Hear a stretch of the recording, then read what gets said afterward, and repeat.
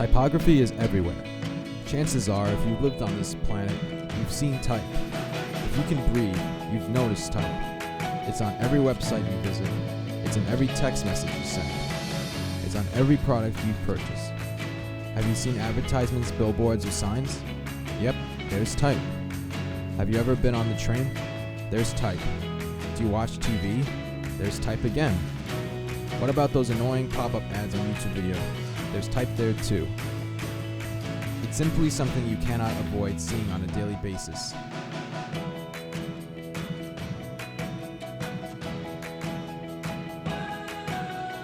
Type is universal. It's something everyone can relate to.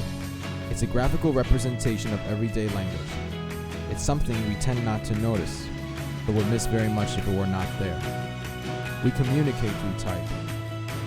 Now this may sound crazy, but your life is literally governed by letters, numbers, and symbols.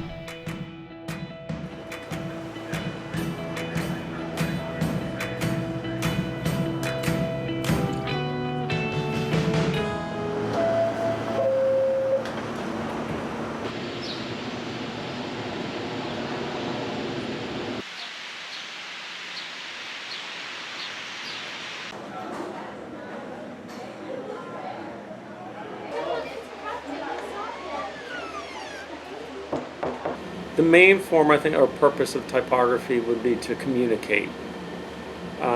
Beyond that, I think that really varies from individual to individual, whether it's an aspect of beauty within communication or purely utilitarian communication.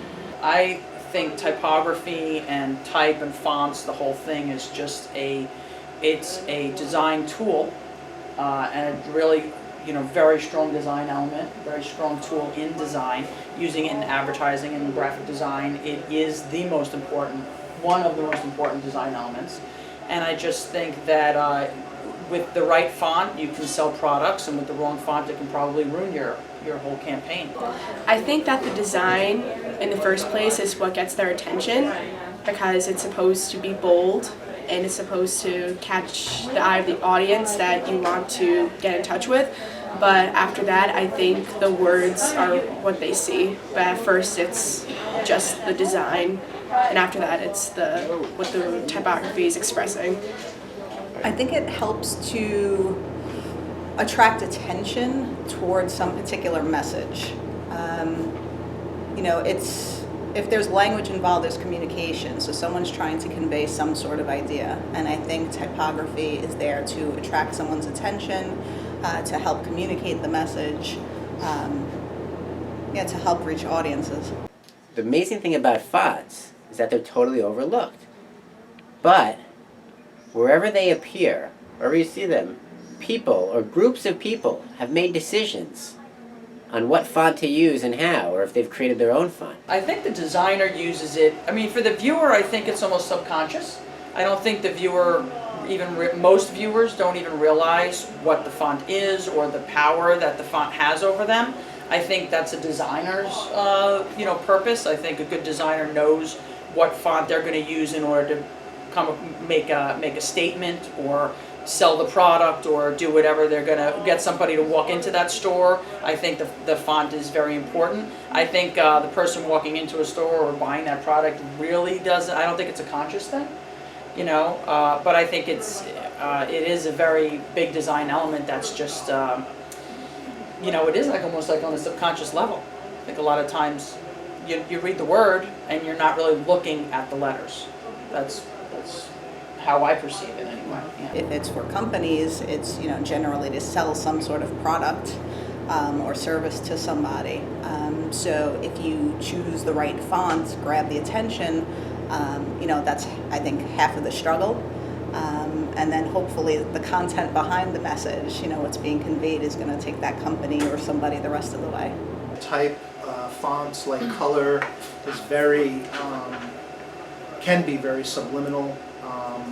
I think typography's place in the world is definitely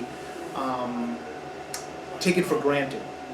People don't really stop to think about how one font makes them feel or makes them think over another, but it definitely has an impact on their first impressions with anything, with a product, with a resume, with A business card. A business card. Yeah.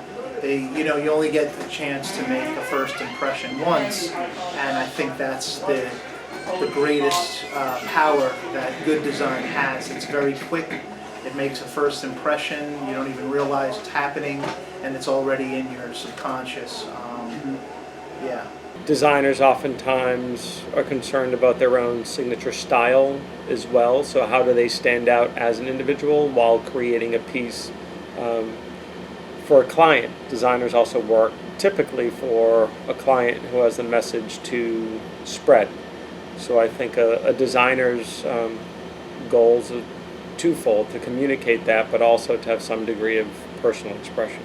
I think that they're underappreciated, or I'd say 99% of the population doesn't even appreciate a different font. As long as they can read, that's all that really matters to a lot of people. But yeah, definitely undervalued and overlooked. Absolutely.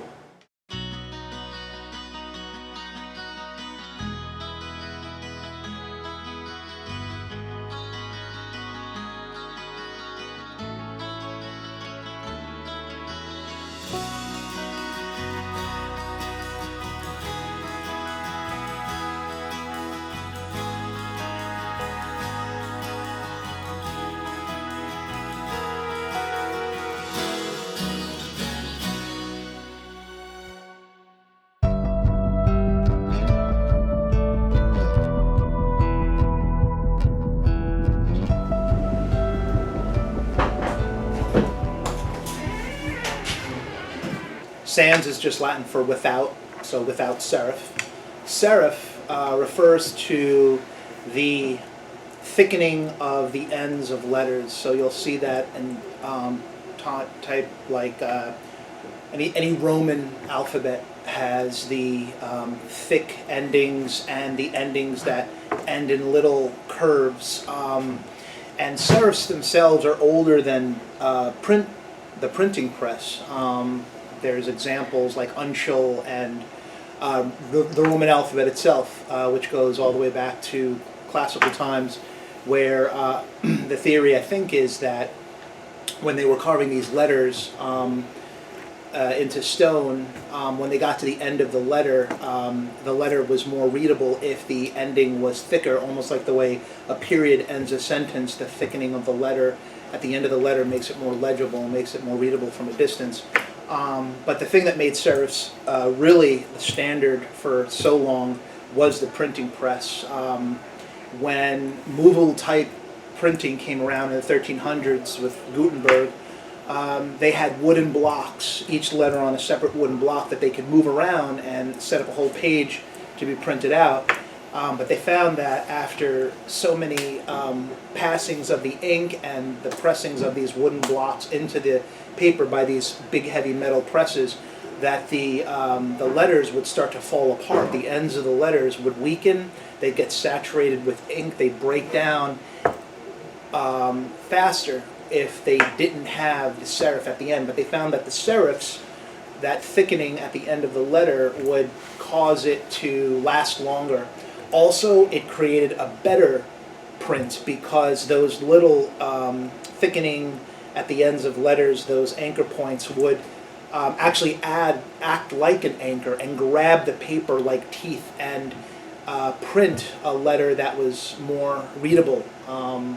So for hundreds of years, when printing went from wood to metal, right up into the 20th century, serif was the standard because the letters lasted longer and they made a more legible printing. But then, of course, once the computer came, the whole process of printing was, compromised. It wasn't physical anymore. It wasn't ink on paper. It went to digital, and now, the sans serif has come back and is more popular now to read on websites. People find serif typefaces too clunky, too slow, too heavy on the eye, whereas the serif is cleaner, neater. I'm sorry, the sans serif is cleaner and neater and easier to read.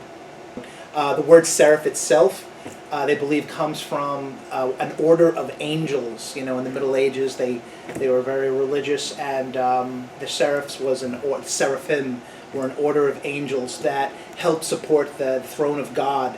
And so, like little angels, these little anchors on the ends of letters helped support the letter itself and make the letter, you know, grip the paper and read better when it was printed. So when you hear that word serif, they're like the little angels on the ends of the letters, like little angels sitting on your shoulders, guiding you as to the right way and avoiding the wrong, and et cetera, et cetera. So when you say you like sans serif better, you're basically saying you like without angels better. So there you go.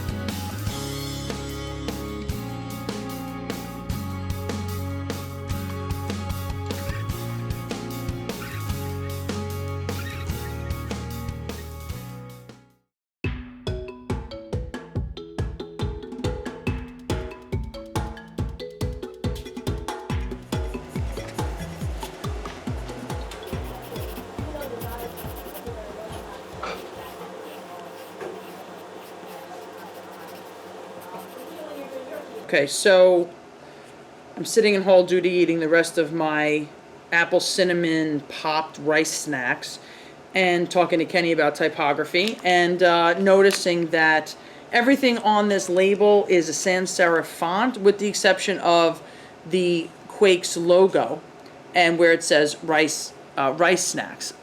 Everything else here, now this is a logo, so I wouldn't really count that, but rice snacks, all right, you're talking sans serif, it probably is a Helvetica, not the logo, but we're talking in the words, flavored, it says flavored with other natural flavors.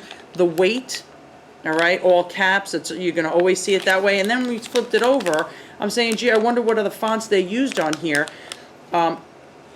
All of the ingredients, everything are always going to be in a sans serif. Okay, everything here is in a sans serif. The distribution, all the legal copy, always going to be in sans serif. Coupons and UPC codes, all sans serif. It's just the easier font to read. I've never seen ingredients that are going to be in a serif font. This looks almost like an Arial rounded to me. I'm not sure if that's what it is. It's similar to it, but again, very simple to read, and then little highlights of colors. So even though you have the same font going all the way down here, you're going to have other graphic elements like the white, you know, on the green oval, and then they categorize them and then use different colors. So there are a lot of other graphic elements in here, but as far as just text, you know, text and typography, everything is just simple, easy to read, and probably because, you know, when you're buying this and you're just grabbing it off the shelf, you're really not putting a lot of effort into thinking what it says. You know, you're looking more at the picture. Is that the object I want? I'm assuming that's in the bag. It really doesn't matter what a lot of the other words are, but it's, you know, flavor and what it is, and you're grabbing it off the shelf. So I've just noticed in package design, a lot of companies will use sans serif. There are going to be logos, if they lend themselves towards a serif font, then maybe they'll have a few more serif words on there, but all the legal copy is usually in your plain, very plain sans serif and sometimes condensed typography.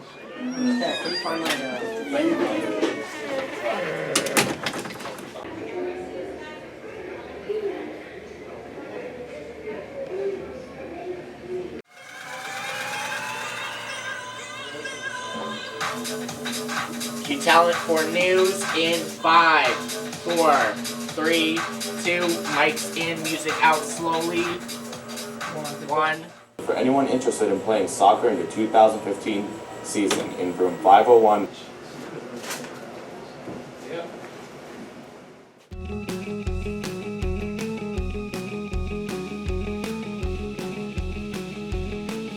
Number one rule in typography. I don't care what font you're using. Either you're using a sans serif or a serif. Number one rule in typography is legibility. It has to be legible. That's the most important thing. Before using typography as a design element, you have to think about legibility, because what you're doing with typography is conveying a message. First and foremost is that you're trying to tell somebody something that they can read. So you have to think about, typography and fonts being legible first. Then the design comes afterwards. You do want to communicate the idea. If something is done purely for the sake of design, but becomes illegible, then it undermines the purpose, of the communication. I think often the viewer might not even understand what the design has made them believe or made them think. I think it is subliminal in that way. I think the designer knows how they design something, and also with other things, with color, with layout. But I think it is more of a subliminal thing. I think that the best designers know how to use that. And it's similar to designing a painting. I mean, you want someone's eye to move around the canvas. I mean, that's all the artist doing that, and the viewer doesn't even have to know. They're just looking at it, they think that they're looking at just a painting. Wow, pretty painting, But that's how, I've learned how to actually create ads, and that was the thing. What's the first thing you want me to read, and what is the font that's going to make somebody do that? And then, of course, you have all your body copy, and that's laid out differently for a certain reason. I think people in general tend to almost take fonts for granted. It's like, oh, there's text up there, and oftentimes they're consciously more drawn to images and color. But I think font style is actually really important because I think if it doesn't fit what you're trying to present to an audience, it can be really jarring and throw off your whole message. And maybe the fact that people don't tend to notice fonts means that they're being used pretty well then. Good design almost shouldn't be recognized or the first thing noticed. It should just seem right or feel right and natural, almost as if you don't even know what you're encountering. So I think the message is the most important thing, and good design will help to communicate that effectively. I don't know that it plays second fiddle. I think that they work together very carefully. It's like what I said earlier. If the font doesn't fit with the message, I think it distracts from the message. That reminds me actually of your question about like test taking materials or students, what they hand in. If someone's handing in or I'm handing out a worksheet that has different fonts and different spacing, it totally distracts the reader from what they should be focusing on. So I think that font is actually really important to help convey that message. I think they work hand in hand. I don't think one plays second fiddle to the other. I'd say the message is actually second in terms of design. It's the impression that's first. Right. What's the impression you're trying to get across, which is different from the message. The message is something deeper that is longer lasting and sticks with the person, but the purpose of design and the purpose of a good font is to grab your attention right away and make you feel a certain way about something. This is exciting, this is serious, this is athletic, this is entertaining. Right. Whatever that impression is, that's what I think the purpose of strong design is. And that's right, and that's what's going to get the person to come up to the poster or the flyer or read your T-shirt. Yeah. Is going to be that design. Otherwise, you can have something look all pretty and a pretty font. No one's going to read it. You're going to miss the message. So that's totally true. The message is secondary. The Right? message is definitely secondary. Why would this book about a school dropout problem choose this particular font? Because it's like a serious font and this is a serious issue? Is that what they were going with? or even for the phone, the letters on the phone, the numbers. That's a font. Is it like sort of futuristic because it's a more technological phone? I don't know. These are all decisions that people have to make. They're often overlooked, but fonts send a certain message. It's sort of a marketing tool in a sense. It is. Those are my thoughts. Yeah.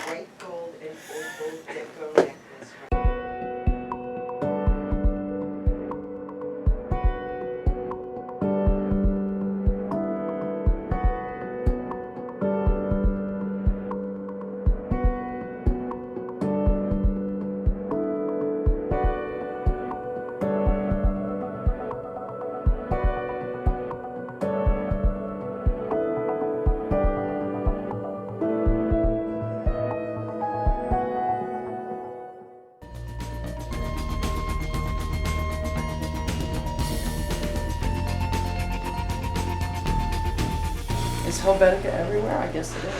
Yeah, see, we take it for It's- granted. We don't yeah, even we realize do. how often it's It's gotten to the point where, I mean, I can pretty much peg a lot of different fonts. So to me, if it just looks simple, like I'll just assume it's Helvetica. You know, you're not even necessarily positive that it is. Tell me, is there any other font out there that has ever had a 2-hour documentary created about it? No, there hasn't. Shows you how important Helvetica is. I watched this documentary called, appropriately enough, Helvetica. And the next day, when I was going to work in Manhattan, it shocked me how much Helvetica was being used in this world. I mean, you don't even realize it. And to me, it's the cleanest font. Not my favorite font, but the cleanest. Most legible. It's such a simple design, and it's so easy to read, and it's got lasting power. It will not go away. I think it's a good thing that it won't go away. I don't think that it's good or bad. I don't think it needs to be replaced in popularity by something else, but I don't think it suffers because it's been around and it's everywhere. I think it still does its job. You know, I think there's a reason it's gotten that popular, and it's a reason it's going to stay that popular. And it's not a fad. It's not a Tecton Comic Sans fad. You know, it's going to really stick around. I mean, they'll be designing with Helvetica for ages. Helvetica can get a bad rap, just like a pop song that you loved until it got vastly overplayed. So I would say the only criticism of Helvetica at this point is that it's such a catchy little tune that it's gotten overplayed. I think it does, you know, you get to just get used to it, and I think people just are familiar with it. It's easy to read, and so, you know, why not use it? It comes on every computer, you know, and it's, you know, you're going to design something, you want it easy to read, and that's fine. I like Helvetica for shorter documents. I like its clarity, but there is something elegant and nice about how the serifs tie words into each other. I think it's a little more soothing to look at on the page. I don't think I would like to read a whole novel set in a sans serif typeface. Helvetica would be a nice pair of Dockers that's ironed and they have a nice crease. That's just to say, that's just like, that's the basic business wear that you can go into an interview. It's vanilla. It's vanilla. It's vanilla. There you go. It's a double-edged sword. It's not people's first choice. It's not the most popular in terms of people's opinion, but in terms of popular being what's sold and what's out there, vanilla is the most bought flavor of ice cream. Even though people will say chocolate every single time, vanilla seems to get bought more often because it's forgettable, because it's bland, because you can put anything on top of it and suddenly you have a treat. You know? So. Right. But that's not to say that if someone wants to sell strawberry, they'll use a different font. They won't use Helvetica to sell strawberry. They'll use it to sell vanilla, or you know. So it depends on what you are selling and what you want to say and what message you want to get across and what feeling and emotion you want. That's why you would use Helvetica or not. It's like tofu. It's tofu. Right? No flavor unless you. That's right. Absorbs the flavor of everything around it. Right.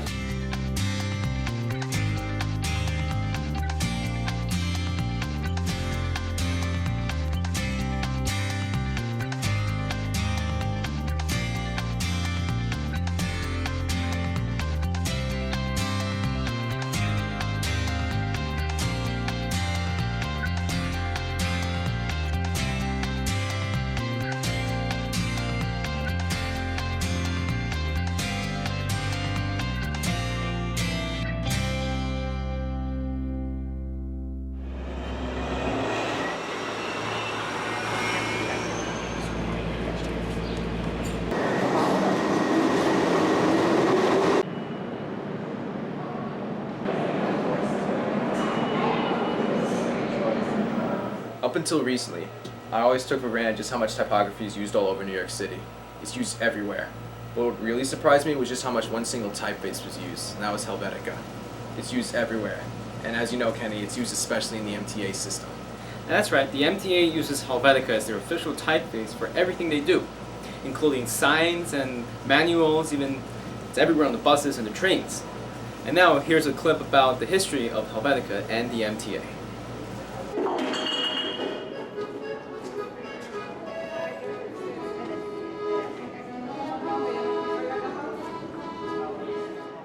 The MTA and the New York City subway system use type to convey different messages to riders, all in Helvetica. These signs tell us what trains we are taking and to where these trains will go. They guide you on your passage from point A to point B. Cleanliness, efficiency, and legibility are the MTA's keys to communicating information to riders.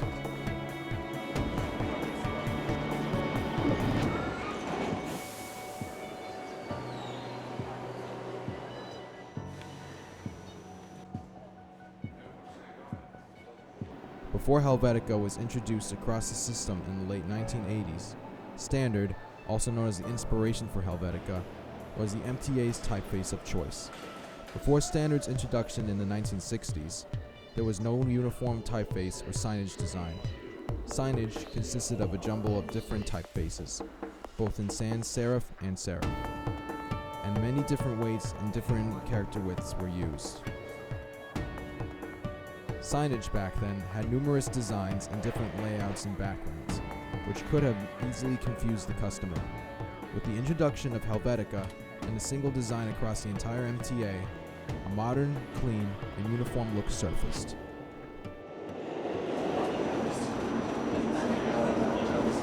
Now that's pretty interesting, eh? It really is. What's even more interesting is just how much Helvetica can be found in one single location. And that's right. We went down to the 116th Street Columbia University station on the 1 train the other day to shoot footage for the film. And because we know that Helvetica is used by the MTA a lot, we found so many different examples of Helvetica, both in signages, on the trains themselves, on the road signs, destination signs, on the maps, vending machines, ticket vending machines, garbage cans, you know, the exit signs, and everywhere. And here's just how much Helvetica we could find.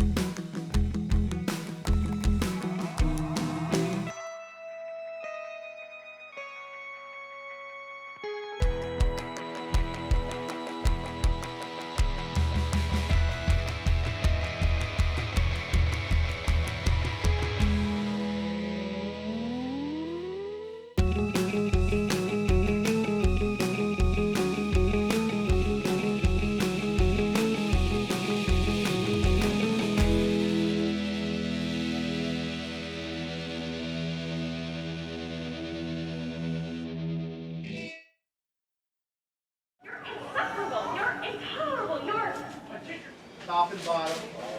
Okay, half inch in, there and there. Half inch here.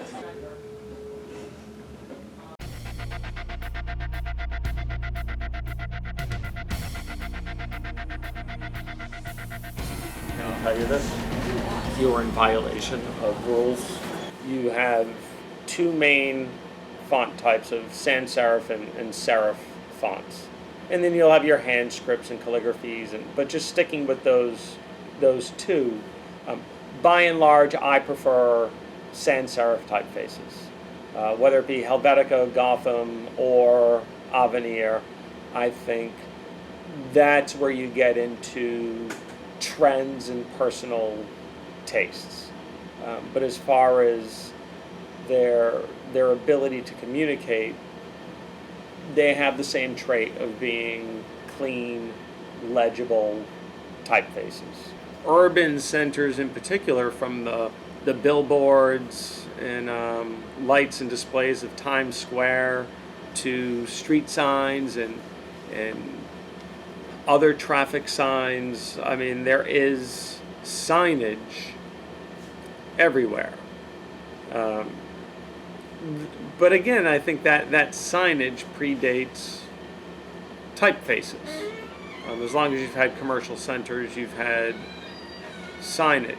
So I think it all depends how strictly you want to speak of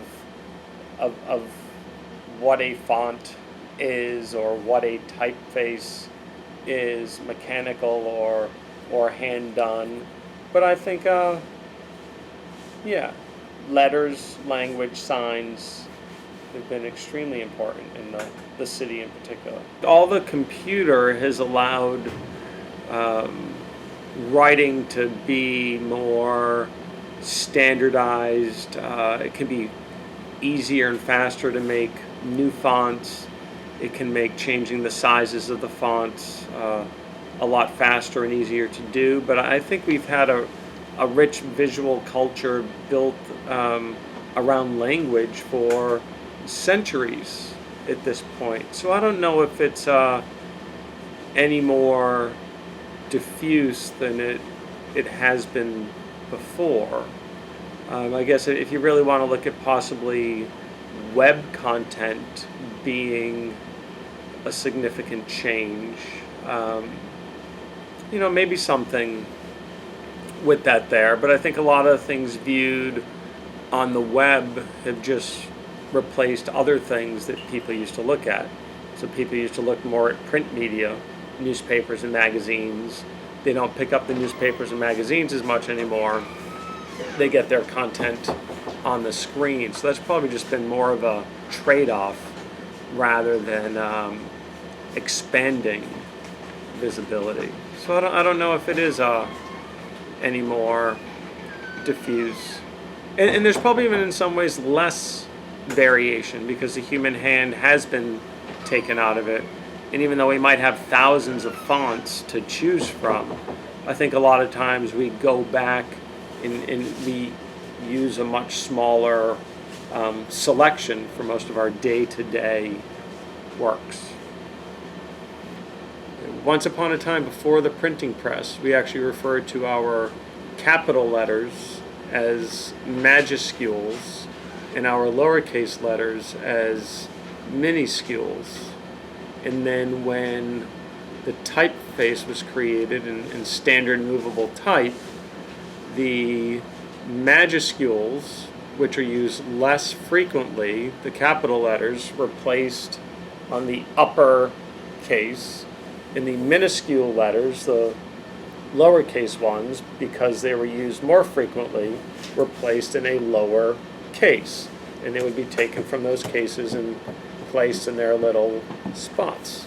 And that's how they started becoming known as uppercase and lowercase letters.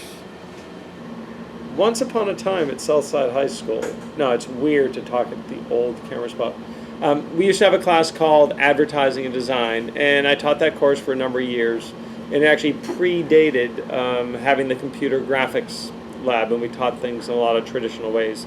And one of the assignments that I had was having my students design a new typeface. And as an example, I had come up with this one right here, titled Gamache Geometric. And it's not all of the letters in the alphabet. It just has an R, an H, an O, a W. And this is a made-up character here, which was part of the assignment as well, for them to make up an imaginary letter that still fit the idea of the rest of the overall design. What I was trying to achieve, it's completely illegible. I don't know what its purpose or function would be. It was really designing for the sake of design, and I was trying to come up with a font that was very clean, but having strong shape and strong line elements. and it was done with Sharpie marker and other pen, and as you can tell from its condition, it is quite old now. But it was an interesting way to be able to work, and it was a fun class, and it's one of the reasons why I got more into font design and typeface as well. So that's all I have to say about Gamache Geometric version 1.0, serif version to be coming summer of 2016. None of that's true, although the serif version part isn't true. All of these are based on a 3x3 cube. See? So you can take out one of the pieces. But then for my W, it's not a double wide. This is split in half. So I don't know about the consistency of it. I don't know if it's any good. I have problems with that. Could I get it with just...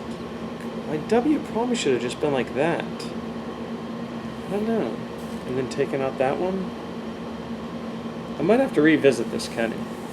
But it's a fun project. It gets you to think about a lot of things. What is consistency? How do things fit together? A lot goes into making a typeface. I think going back to the first question, I think people probably don't know how much has gone into the letters that they see on a regular basis. And it's pretty cool.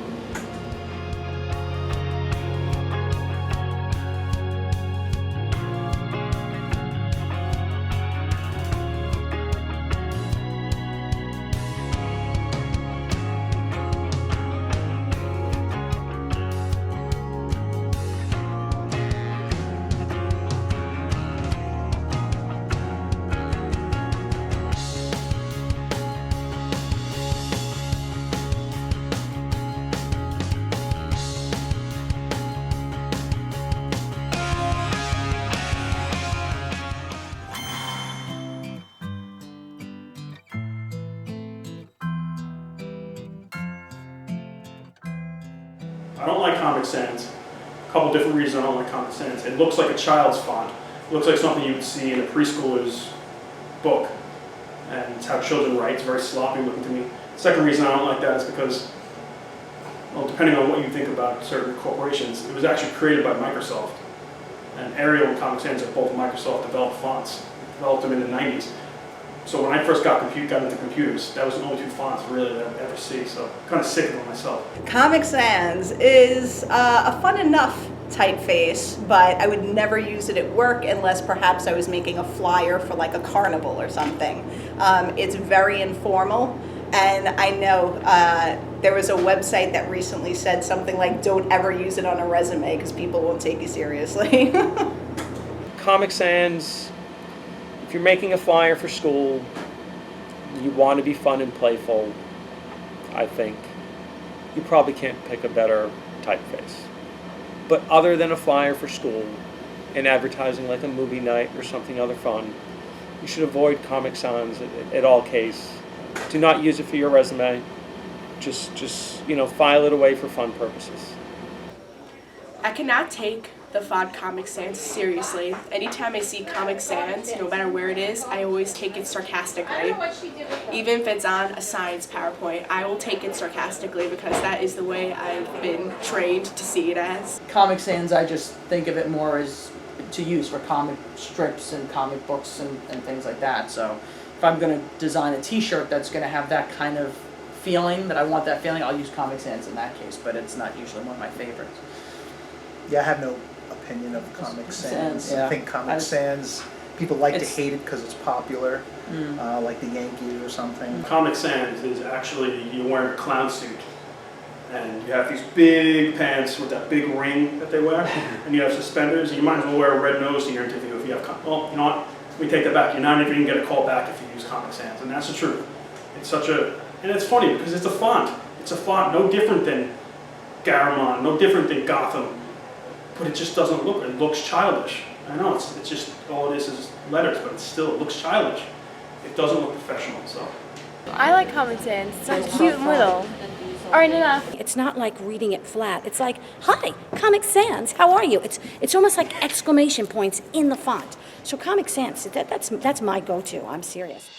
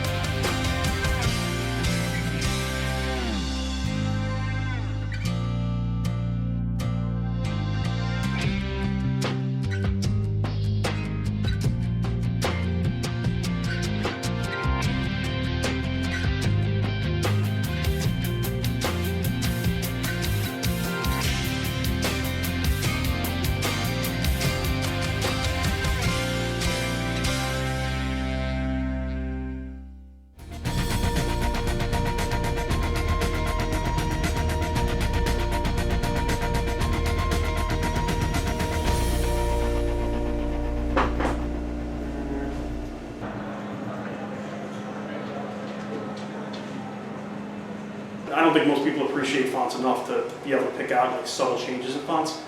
People look at Futura every day. I know that for a fact, and they wouldn't know the difference between Futura and Helvetica for the most part. Impact, huge font that's everywhere. Everyone's using Impact, and to me it just looks like a bold Futura. If you don't have the right font, it's not going to be fun to look at. No one's going to want to look at it.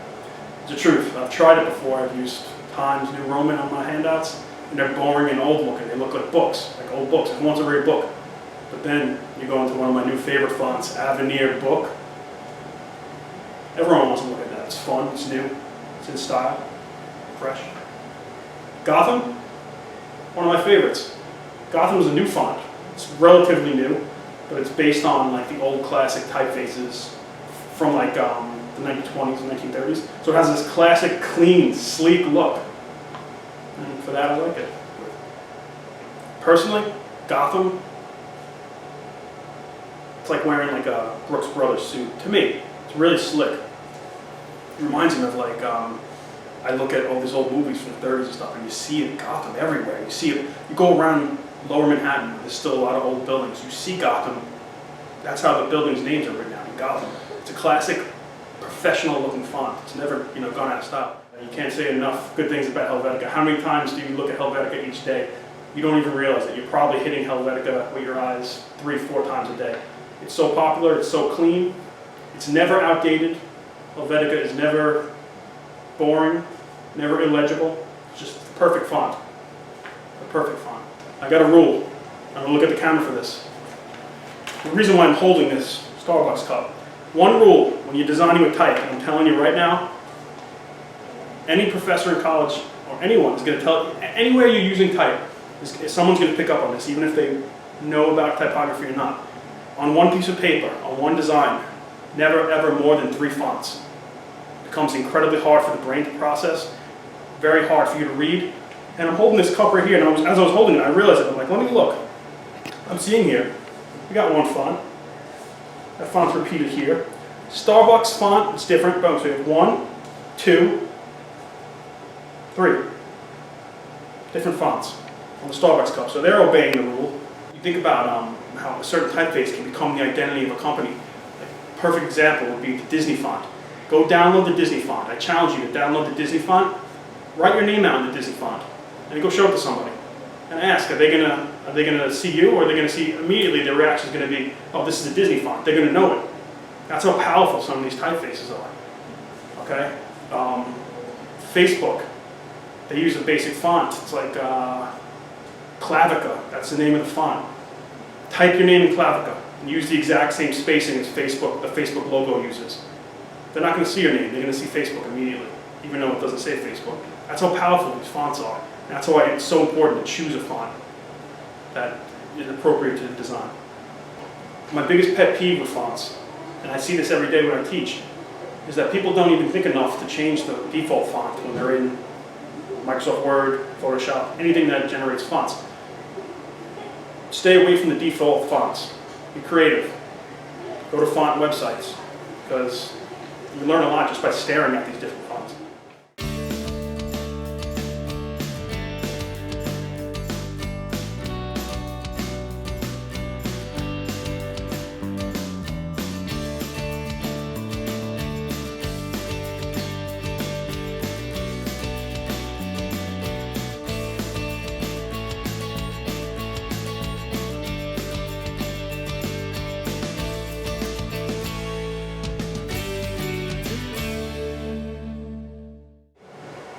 there would be no world without type.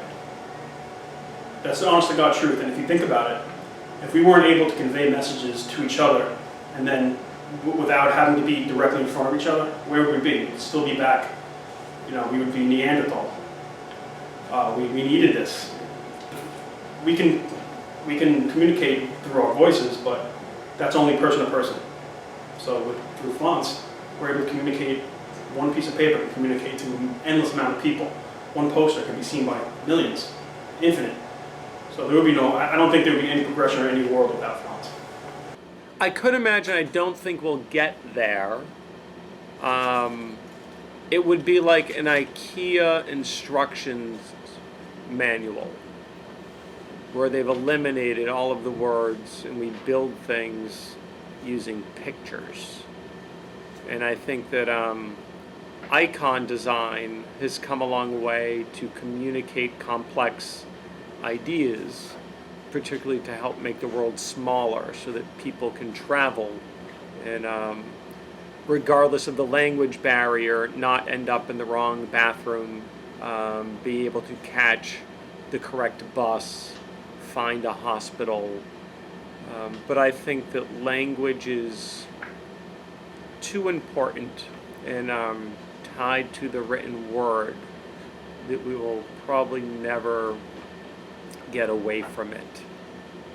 Even the Egyptian hieroglyphs, which is a picture form of communication, was tied to language sounds and speaking. Typography is not just letters. It's not letters. Yeah, it's going to convey a message and help, but it is, it's a design element. It's just like if you're designing an ad, it's just like a subject. It's just as important as a subject as a typography, because it's where you're designing, where you're ordering these components. You take all that into account, and it's just very, very important to think of type as a design element and a way to convey a message. I think typography does give life to words, even though words themselves do have meaning. I think typography is a way of bringing the letters themselves to a more artistic light. To me, it's a very, very strong design element that a lot of times is overlooked just because we take it for granted. Just with the written word, we take it for granted. Yeah. Letters forever.